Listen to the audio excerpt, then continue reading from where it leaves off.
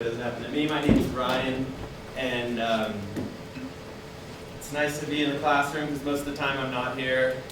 So I'm usually out in Yosemite, California. So we're changing scales a little bit right here. And I'm just really curious. Can raise your hand? Anyone ever been to Yosemite? All right. And so if you've been to Yosemite, you know when we're talking about the geographic scale, the size of it, it's about the size of Rhode Island, okay? And so I work for an organization that is a park partner, and they are all about connecting people to their park. So the next question I have for all of you is, have you ever made a donation to a nonprofit? Turn to the person next to them, tell them what nonprofit you supported.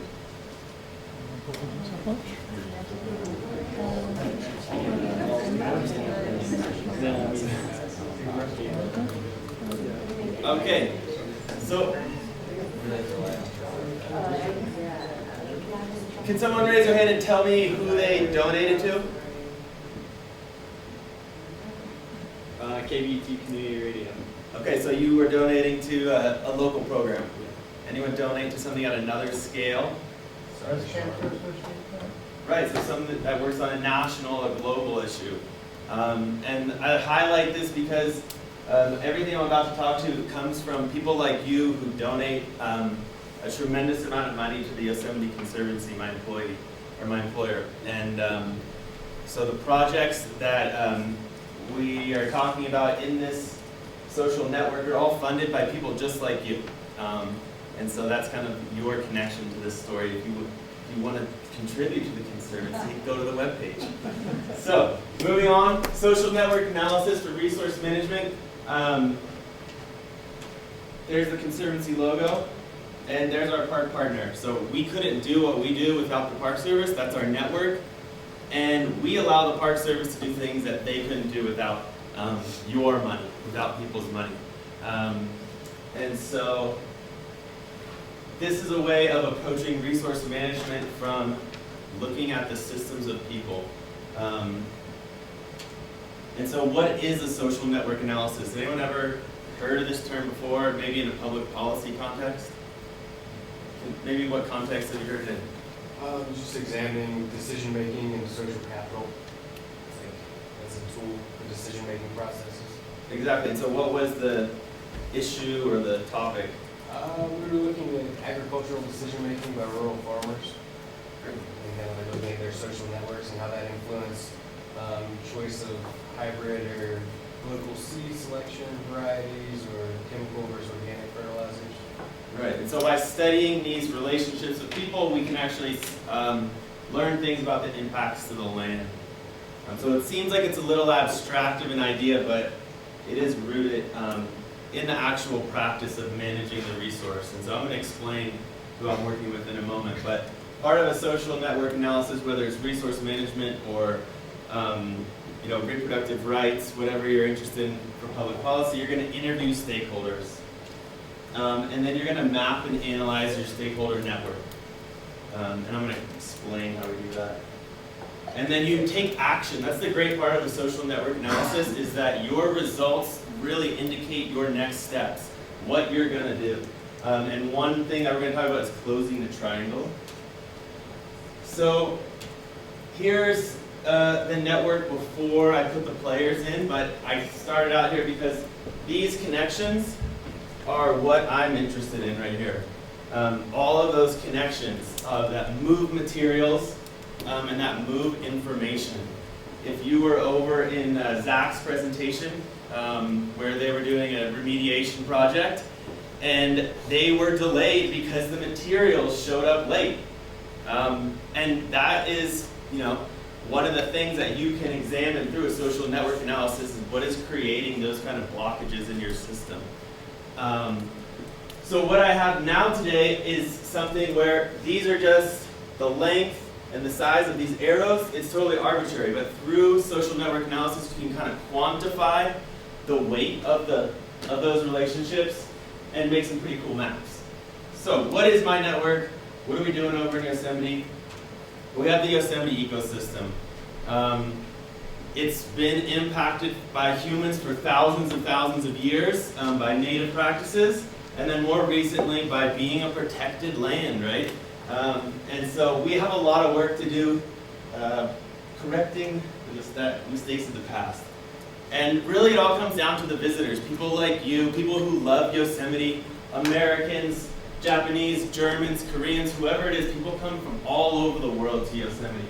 And so we, this whole time, this is what we're thinking about. We're thinking about the ecosystem, we're thinking about the visitors. And especially the visitors with what I'm talking about, because most of our money comes from people who are giving $50 to $100. So we have an incredible responsibility to all these people. Then we have the branch chiefs, the head honchos, and they have this mission of serving both of these people, visitors and the ecosystem, and often those needs conflict with each other. So most of the time, these branch chiefs can carry out their work with the budget from the Park Service.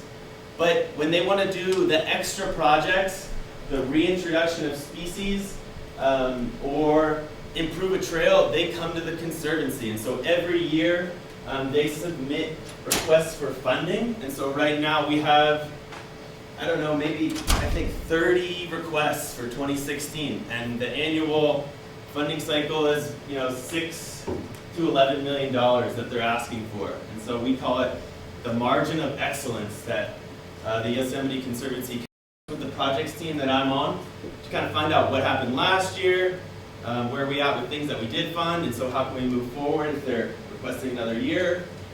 And so then you've got project manager number 1. Perhaps an example would be the reintroduction of Sierra Nevada bighorn sheep into Yosemite. They were eliminated through some hunting, but also mostly because of disease. And so that was one project that we funded for the last 2 years. Another one that we might fund is invasive plant removal, mapping all of the invasive plants in Yosemite. And then the third example that I like to use is we fund about 12 education programs. So these are how the things move, and this is what I know is happening already, but what I want to do with the social network analysis is really figure out who is connected to who and how they are connected. And the way that you do that is, so that was our complex decision-making network. And so the mapping is going to provide our insights. And what are the desired conditions? Increase connections that facilitate the flow of information and materials. And again, this all seems really abstract, so I'm going to try to bring it a little more concrete. So the methods, they're interviews to collect data.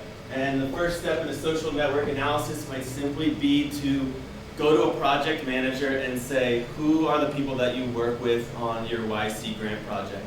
And then you might do that for the plan is to do it for every project manager that works with YC money. And then that way we generate a list of the stakeholders. And then once we have that list of people, then we start asking them other questions like, how often do you communicate with that person? And then you start getting into the realm of quantifying those relationships, like how often or how you communicate with them. So then we enter data, and now this is where we get to the actual social network map. I'm running out of time here, so we'll go quick here. And so I talked really briefly about closing the triangle. Once you enter your data into the software, there's many softwares that can do this for you, but they create these maps based on your values. And an example of closing the triangle might be, let's say you have someone who is representing the native groups, okay? And so maybe they know one person in the Park Service who doesn't work on any projects. But maybe a project manager also knows this person. If you can connect this project manager through this person to this native person, you can facilitate flow of information that wouldn't otherwise be available to you. So that's called closing the triangle. So that's my time.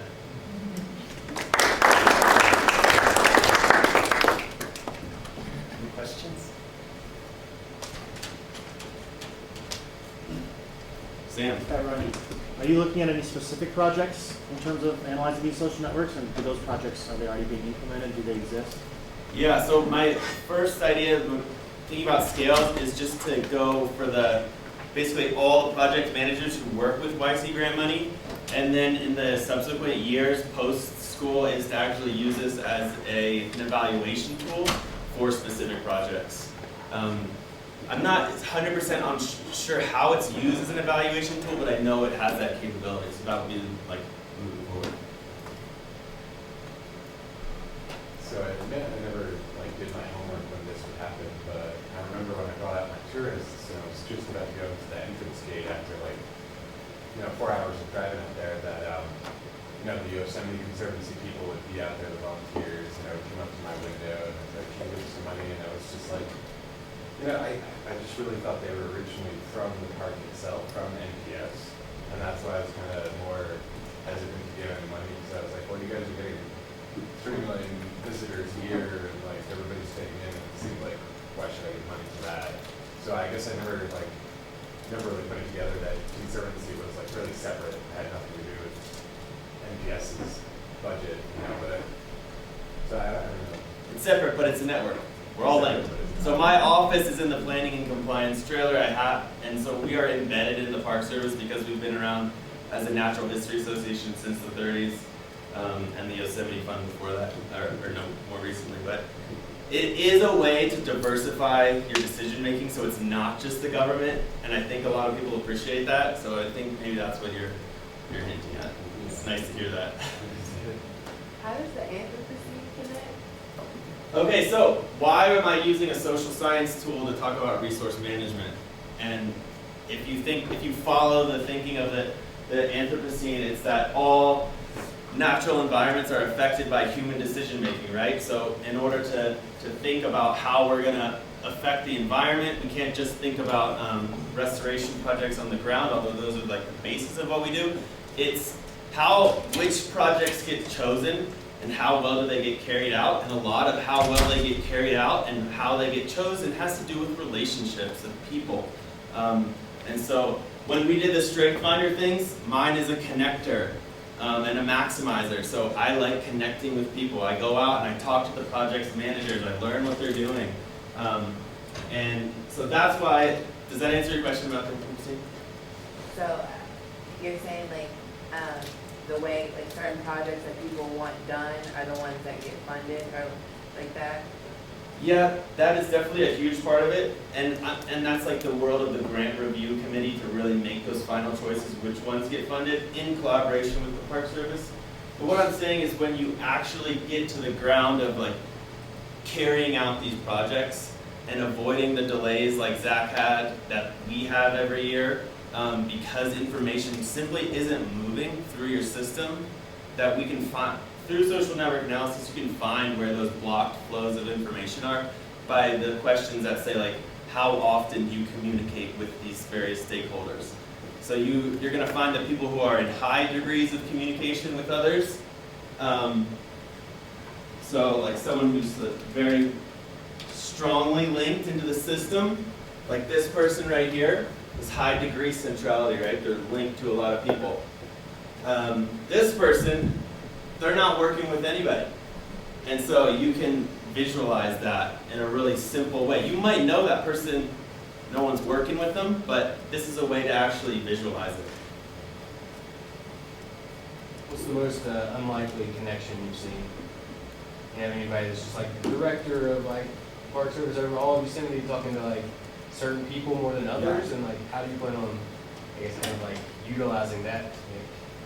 Yeah, and kind of with that unlikely partnerships theme is my friend and neighbor is Ken Yeager. He was a total derelict in Yosemite for decades, on the persona non grata list, right? The people they chase out of the park.